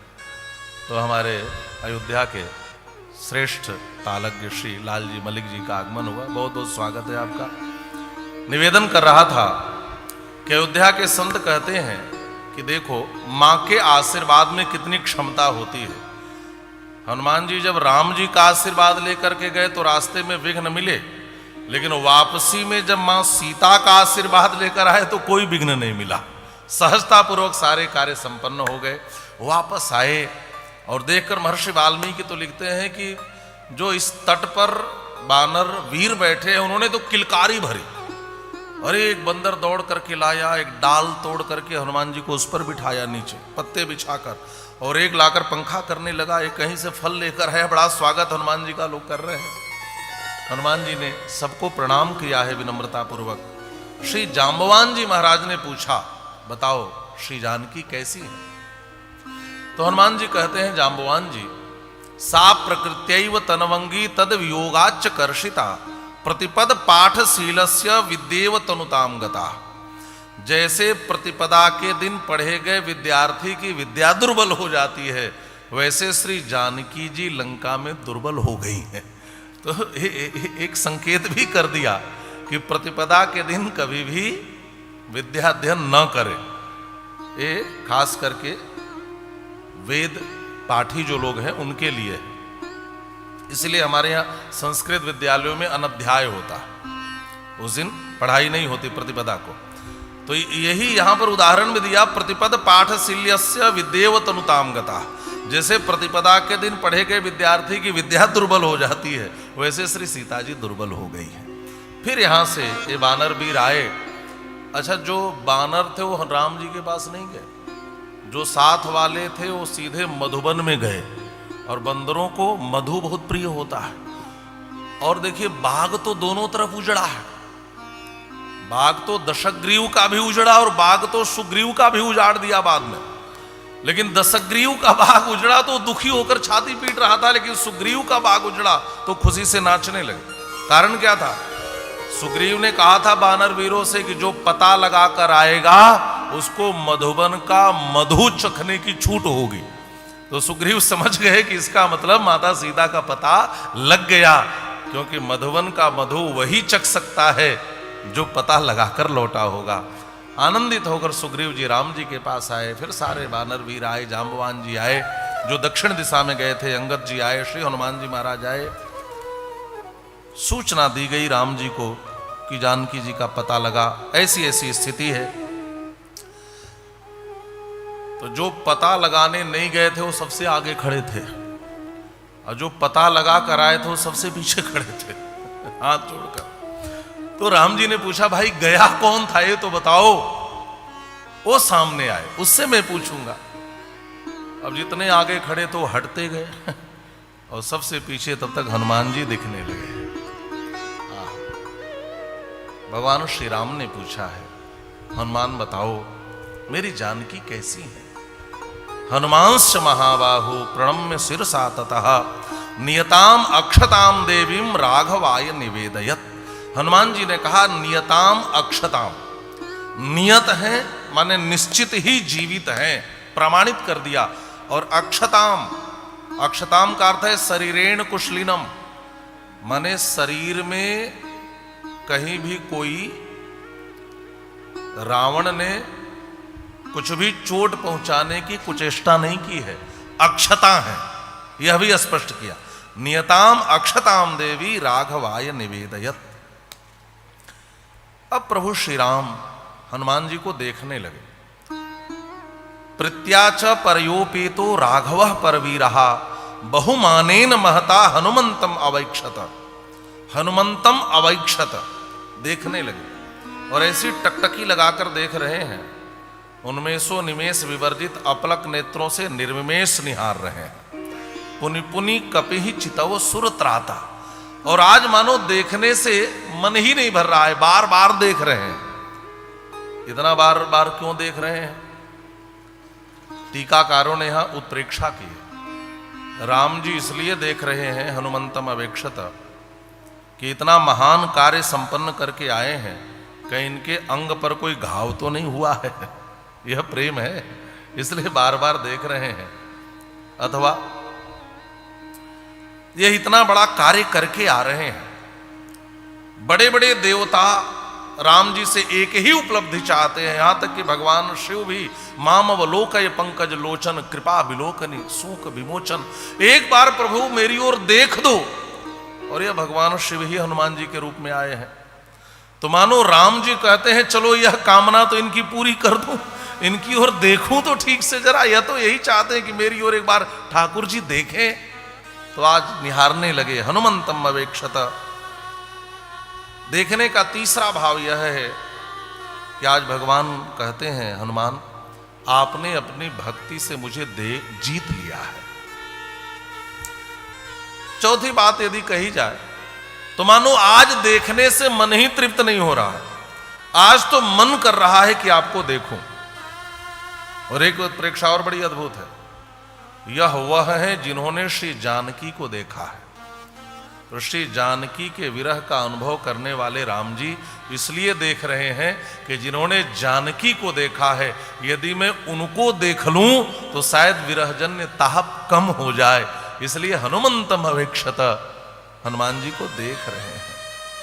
अथवा एक और उत्प्रेक्षा है कि जो श्री जानकी कृपा कटाक्ष भाजन हो जाए वह मेरे कृपा कटाक्ष का अधिकारी तो हो ही जाता है, इसलिए हनुमान जी को देख रहे हैं। अथवा हनुमंतम अवेक्षत, तुम श्री जानकी कृपा मंडित होकर आए हो, इसलिए मुझे आज बहुत प्यारे लग रहे हो। लगते तो पहले भी थे, लेकिन अब श्री जानकी कृपा मंडित होकर आए इसलिए और बहुत अच्छे लग रहे हो, इसलिए हनुमंतम अवेक्षत। राम जी देखते ही जा रहे हैं महाराज हनुमान जी को, आज बड़े प्यारे लग रहे हैं। रामस्य गदितम श्रुत्वा हरयो राम सन्निधौ नोदयंती हनुमंतम सीता वृत्तांत कोविदम। अब श्री हनुमान जी महाराज सीता वृत्तांत सुनाने लगे, पूरी बात सुनाई है राम जी को। अच्छा एक बात और है, हनुमान जी का विशेषण है सीता वृत्तांत कोविदम। देखिए और चरित्र भी हनुमान जी बहुत सुंदर कहते हैं, लेकिन हनुमान जी विशेषज्ञ किस वृत्तांत को कहने में हासिल किए हैं, हनुमान जी विशेषज्ञ किस वृत्तांत को कहने में, या हनुमान जी की विशेषज्ञता किस वृत्तांत को कहने में है, ऐसे तो सीता वृत्तांत कोविद में सीता वृत्तांत के कोविद है। सीता वृत्तांत जितने अच्छे से हनुमान जी कह सकते हैं उतने अच्छे ढंग से और कोई सुना नहीं सकता। पूरी बात सुनाई, कैसे हमने आपका अभिज्ञान दिया और कैसे मैंने आपके लिए अभिज्ञान मांगा। अब अभिज्ञान फिर वो मणि दी है राम जी को। श्री सीता जी ने कहा था इस मणि को देखकर उनको 3 की याद आएगी, फिर चौथी मेरी याद आएगी। यह वह मणि है जिसको मां सुनैना ने मेरे पिता महाराज जनक के हाथ पर रखकर महाराज दशरथ की आंखों के समक्ष मुझे दिया था, और यह मणि देखकर उनको 4 लोगों की याद आएगी, अंत में मेरी याद आएगी। तो मणि भी सौंपी, और चित्रकूटे महाप्राज्ञ वायसम प्रति राघव, और जो वायस उस जयंत की कथा सुनाई है और कहा यह श्रेष्ठ, जिस मणि को हृदय से लगाकर रो पड़े। और पूछा है हनुमान जी से और क्या हुआ, शिवाभिरिष्टाभिरभि प्रसादिता वाह शांतिम मम मैथिलात्मजा तवाति शोकेन तथाति पीड़िता। इसलिए गोस्वामी तुलसीदास जी भी महर्षि वाल्मीकि को और गोस्वामी तुलसीदास जी को विज्ञानी कहते हैं। वंदे विशुद्ध विज्ञानौ कवीश्वर कपीश्वरौ। और आरती में भी, ये भी गोस्वामी जी की रचना है, वाल्मीकि विज्ञान विशारद का निर्माण किया। गायत्री मंत्र का आरंभ तत्सवितुर्वरेण्यम से होता है। ओम यह प्रणव है, भू भुव स्व 3 व्याहृतियां हैं। आरंभ मंत्र का होता है तत्सवितुर्वरेण्यम से, और इसका अंत होता है प्रचोदयात के तकार पर। वैसे वाल्मीकि रामायण का आरंभ भी तपः स्वाध्याय निरतम के तकार से होता है, और जगामत त्रिदिवम महत के तकार पर अंत होता है। जैसे गायत्री मंत्र में त के बाद अगला अक्षर व है, छंद में हलंत वर्ण का ग्रहण नहीं होता, वह है, वैसे वाल्मीकि रामायण में 1000 श्लोक के बाद का जो अगला अक्षर है वह है। एक बात और है कि अब ऐसे आप गिनेंगे तो 24,000 श्लोक कैसे होते हैं। कुछ लोग कहते हैं कि मैंने सभी सर्गों का कैलकुलेटर से जोड़ कर देखा तो 24 अक्षर पूरे नहीं दिखाई देते, भागवत में 18,000 नहीं मिलते। छंद को परिगणित करने का भी एक नियम है, और जहां 32 अक्षर हो जाए आप समझ लेना यह एक श्लोक हो गया। शास्त्रों में श्लोक के गिनने की यही विधि है, और जो छंद का माप है, जो मेन मापदंड है, मानक है, वह अनुष्टुप छंद ही है। और जहां 32 अक्षर हो जाए वहां एक श्लोक मान लेना चाहिए, और पूरे अक्षरों को गिन करके यदि आप देखेंगे तब वाल्मीकि रामायण में 24,000 श्लोक प्राप्त होते हैं। और वैज्ञानिकता क्या है, कहा सुंदर कांड का आरंभ भी त वर्ण से किया, ततो रावण नीताया सीताया शत्रुकर्षण, और सुंदर कांड का अंत भी त अक्षर पर हो रहा है, तथाति पीड़िता। और सुंदर कांड का जो अंतिम श्लोक है ये भी त से शुरू होता है और त पर अंत होता है। ततो मया वाग्भिर्दीन भाषिणी शिवाभिरिष्टाभिर्भिप्रसादिता उवाह शांति मम मैथिलात्मजा तवाति शोकेन तथाति पीड़िता। ये त का प्रयोग क्यों? साहित्यविद कहते हैं तकारः सौख्यदायक। जिस ग्रंथ का आरंभ त से हो, त का प्रयोग हो, वह सौख्य देने वाला होता है। क्या किया है आपने? श्री हनुमान जी महाराज कहते हैं अति शोकेन अति पीड़िता। श्री जानकी जी अति शोक में है, अति पीड़ित है। आपने क्या किया? का शिवाभि इष्टाभि वाग्भि प्रसादिता। मैंने कल्याणकारी वचन सुनाए, इष्टाभि जिससे उनको प्रबोध मिले, धैर्य धारण करें, मैंने वैसे वाग्भि ऐसे वचनों को सुनाया और उनके मन को शांत किया। प्रभु अब आप भी विलंब मत करो, जल्दी से वानर वाहिनी सजाओ और लंका की यात्रा करो। कथा भगवती युद्ध कांड में प्रवेश कर रही हैं। श्री रामचरितमानस में इस कांड का नाम गोस्वामी पाद ने लंका कांड रखा है और महर्षि वाल्मीकि युद्ध कांड। युद्ध कांड का पहला श्लोक ही बड़ा सुंदर है। भगवान श्री राम सोचने लगे कि मैं हनुमान जी को क्या दूं, ये इतना बड़ा कार्य करके आए हैं, इनको क्या देना चाहिए। राम जी ने बड़ा विचार किया और बहुत विचार करके राम जी ने हनुमान जी को अपनी ओर खींचा और खींच करके हनुमान जी को एस सर्वस्व भूतस्तु परिस्वंगो हनुमता, हनुमान जी को खींच करके अपने हृदय से लगा लिया। इसका तात्पर्य यह है कि भगवान अपना सर्वस्व किसी को देना चाहे या सबसे श्रेष्ठ चीज किसी को देना चाहे या त्रैलोक्य की संपदा भी देने के लिए छोटी लगने लगे, तो भगवान जिसको सर्वश्रेष्ठ अर्पित करते हैं उसको अपना आलिंगन अर्पित करते हैं। एस सर्वस्व भूतस्तु परिस्वंगो हनुमतः।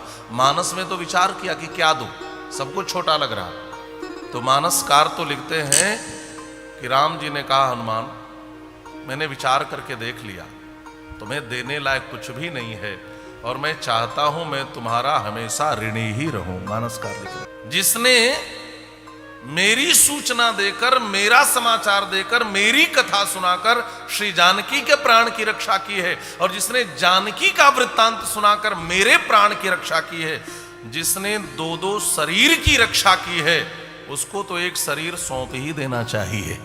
तो मानो राम जी ने अपने आप को ही हनुमान जी को सौंप दिया। या यह श्री जानकी जी का दर्शन करके आए हैं तो केवल देखने से ही जी नहीं भरता। श्री जानकी के विरह में जी रहे राम जी ने हनुमान जी को अपने आलिंगन में ले लिया। ये सब संतों की उत्प्रेक्षाएं हैं। इसके अनंतर श्री जांबवान जी ने कहा प्रभु ये विजय नामक मुहूर्त है, मध्याह्न दोपहर का समय है, अभिजित मुहूर्त को विजय मुहूर्त भी कहते हैं और आप पाएंगे कि राम जी के अत्यधिक कार्य रामायण में इसी मुहूर्त में होते हैं और इसी मुहूर्त में श्री राम जन्मभूमि की प्राण प्रतिष्ठा भी हुई। हालांकि मुहूर्त को लेकर के भी देश में बड़ा चिंतन चला और कुछ लोगों ने अपनी अपनी भंगिमा से अपनी अपनी बात भी कही, लेकिन वाल्मीकि रामायण में आप निरंतर पाएंगे राम जी का प्राकट्य भी इसी मुहूर्त में हुआ और राम जी लंका के लिए विजय यात्रा जब आरंभ करते हैं तो महर्षि वाल्मीकि वर्णन करते हैं ठीक मध्याह्न दोपहर में, और यह मुहूर्त नित्य आता है। ये और आनंद की बात है, नित्य 12 बजे मुहूर्त रहता ही है। विजय प्राप्त करना हो तो इस मुहूर्त में यात्रा करें, जांबवान जी ने कहा। और रामायण में स्थल स्थल पर ज्योतिष शास्त्र का वर्णन भी है क्योंकि वेदावतार है और वेद का अंग है ज्योतिष। जटायु जी ने कहा था कि रावण ज्योतिष का ज्ञाता होकर के भी गलती कर बैठा प्रभु, विंद नामक मुहूर्त में सीता जी का हरण किया है और बिंद नामक मुहूर्त में खोई हुई वस्तु स्वामी को प्राप्त हो जाती है, इसलिए उसने अबुध का कार्य किया। तो स्थल स्थल पर ज्योतिष का भी वर्णन वाल्मीकि रामायण में आपको मिलेगा। तो यात्रा आरंभ हुई, नदी पर्वत वन सब पार करते हुए बानर वाहिनी आगे बढ़ी है। अब यहां पर कैसी व्यूह रचना है ये सब का यहां पर वर्णन है। इस मुहूर्त में राम जी ने यात्रा की और राम जी समुद्र के तट पर आ गए। इधर रावण के यहां एक चिंतन और मंथन सभा का आयोजन हुआ। रावण ने पूछा, एक बात बताओ, पूरी सेना के रहते, सेनापति के रहते, बड़े बड़े योद्धाओं के रहते, एक सामान्य सा बंदर पूरी लंका को जलाकर, एक चौथाई सेना को मारकर, बहुत बड़ी खाई को भर करके चला गया, तुम लोग क्या कर रहे थे? अब लोग वहां पर अलग अलग प्रस्ताव, एक राक्षस ने तो रावण से कहा कि कोई सोते हुए को मुक्का मार दे तो वीर नहीं माना जाता, हम सब असजग थे, हम लोग सजग नहीं थे, ये कोई तैयारी नहीं थी, ये तो बानर ने अकस्मात ऐसा निर्णय ले लिया कि सब हो गया। लेकिन महाराज आप तो वह हैं, आपके सामने कहाँ कोई ठहर सकता है, आप चिंता मत करें। अत्यधिक लोगों ने खूब चाटुकारिता और चापलूसी की है महाराज, और लोगों ने बड़े बड़े सलाह दिए। यहां पर एक राक्षस ने कैसा सलाह दिया महाराज कि वह तो कहने के योग्य भी नहीं है। उसने कहा, महाराज अब आपको जानकी की स्वीकृति की प्रतीक्षा नहीं करनी चाहिए, अब आपको जानकी को बलात् अपनी पत्नी बना लेना चाहिए। इसी समय श्री विभीषण जी खड़े हो गए और विभीषण जी ने कहा, भैया ये सब चाटुकार और चापलूस है, इनकी क्षमता आपने देख ली। एक बंदर, एक दूत उनका आया और सब कुछ तहस नहस करके चला गया। श्री राम ईश्वर है, उनसे वैर मोल करके जीना उचित नहीं है। इसलिए भैया तेजासु कोपम सुख धर्म नाशनम भजस्व धर्मम रति कीर्ति वर्धनम प्रसीद जीवेम सपुत्र बांधवाः प्रदीयताम दाशरथाय मैथिलीम। क्रोध हमेशा सुख और धर्म का नाश करता है। आपके भीतर जो क्रोध है इसका त्याग कर दो। तेजासु कोपम, क्योंकि सुख धर्म नाशनम, भजस्व धर्मम रति कीर्ति वर्धनम। आप धर्म को स्वीकार करो, आपका अनुराग भी बढ़ेगा और आपकी कीर्ति भी बढ़ेगी। और क्या करो? कहा, यदि पुत्र पौत्र बंधु बांधवों के साथ जीवित रहना चाहते हो तो